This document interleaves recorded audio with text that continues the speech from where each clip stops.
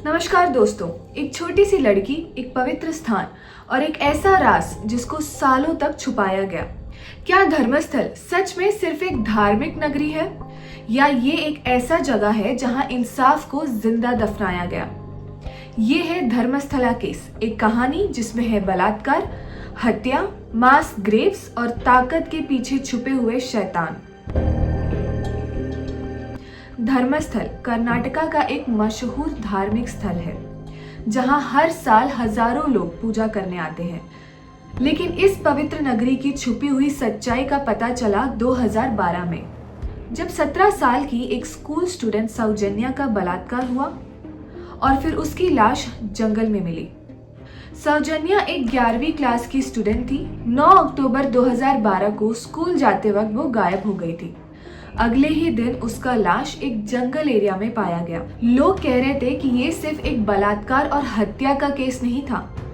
कई लोगों का मानना था कि इसके पीछे बहुत बड़े बड़े लोगों का हाथ था जो टेम्पल टाउन के पावरफुल सर्कल से जुड़े हुए थे। केस को सीबीआई के हवाले किया गया। एक सस्पेक्ट संतोष राव को भी अरेस्ट किया गया, लेकिन 11 साल बाद जून 2023 में कोर्ट ने उसे बाइज्जत रिहा कर दिया।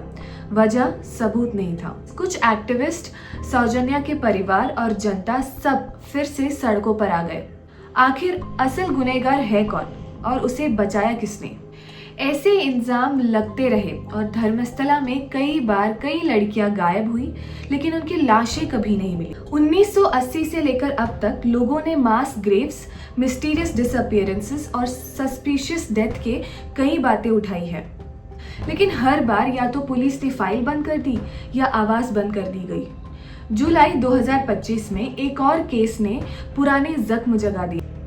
एक औरत ने कंप्लेन फाइल की, ये कहकर कि उसकी बेटी 2003 में गायब हो गई थी और वो ये मानती है कि उसकी लाश भी धर्मस्थला के ग्रेव्स में ही दफनी गई है। इसके बाद कर्नाटका सरकार ने एक स्पेशल इन्वेस्टिगेशन टीम का गठन किया, जिसे पुराने सारे केसेस का दोबारा जांच करने के लिए जिम्मा दिया गया। 5 अगस्त 2025 को इंडिया टुडे ने ये रिपोर्ट किया कि एसआईटी ने 2 अलग अलग जगह पे एक्सकेवेशन के दौरान 100 हड्डी के टुकड़े पाए गए। ये टुकड़े साइट्स 6 और 11A में पाए गए, जहां पहले भी मिसिंग लोगों के केस से जोड़ के शक किया गया था। ये सबूत क्या कहते हैं? क्या ये उन लोगों का अवशेष है जो सालों पहले मिसिंग डिक्लेयर कर दिए गए थे? एसआईटी के पास एक और कंप्लेंट गई। 2002 और 3 के बीच एक माइनर लड़की की लाश बिना एफआईआर की दफनाई गई। ना पोस्टमार्टम और ना इन्वेस्टिगेशन।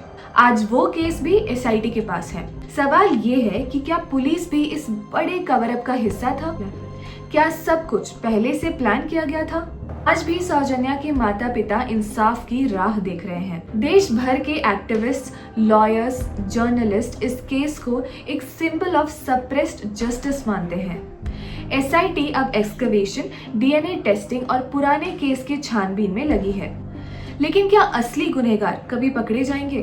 क्या इस धार्मिक नगरी के नाम पर हो रहे अत्याचार पर कभी फुल स्टॉप लगेगा? सौजन्या का चेहरा आज भी एक सवाल की तरह हमारे चेहरे के सामने खड़ा है। मुझे इंसाफ कब मिलेगा? और ये सिर्फ उसका सवाल नहीं, ये सभी बेटियों का सवाल है जो गायब हो गई, जिनकी लाशें कभी मिली तो कभी किसी की मिली ही नहीं। अगर आप भी चाहते हैं कि जो धर्म के नाम पर हो रहे अधर्म का पर्दाफाश हो, तो इस वीडियो को लाइक करें, शेयर करें और कमेंट में लिखें #Justice for सौजन्या। मिलकर आवाज उठाइए ताकि किसी और सौजन्या का सच दबाया ना जाए। सब्सक्राइब कीजिए मेरे चैनल को, जहां हम लाते हैं असली कहानियां और असली सच्चाई। देखते रहिए क्राइम टेल्स बाय दृशा। और जाने से पहले इस वीडियो को जरूर देखिए, जहां पे एक बाप ने ही अपनी बेटी पे गोलियां मार दी, 5 गोलियां। आखिर ऐसी क्या मजबूरी थी एक बाप की जहां अपनी बेटी को ही मार दी? पूरी केस के बारे में जानना है तो इस वीडियो को देखिए, लिंक डिस्क्रिप्शन पर है। नमस्कार।